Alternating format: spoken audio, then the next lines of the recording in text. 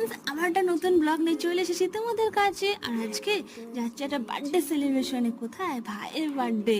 এসেই দেখি ভাই তার নিজের বাড়িতে নিজেই রান্না করছে, মিক্স ফ্রাইড রাইস রান্না করছে, বেশ ভালোই।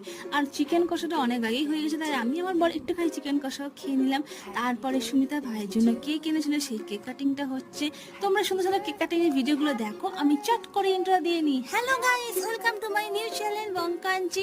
আমার এই ভিডিওটা ভালো লাগলে একটা সাবস্ক্রাইব, একটা লাইক করে দিও প্লিজ।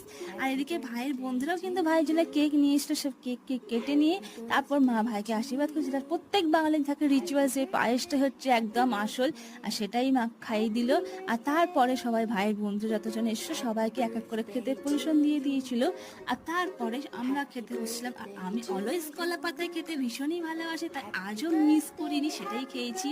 আর কলা পাতায় কারা কারা ভালোবাসে খেতে আমাকে কিন্তু কমেন্ট করে জানাতে ভুলো না। টাটা।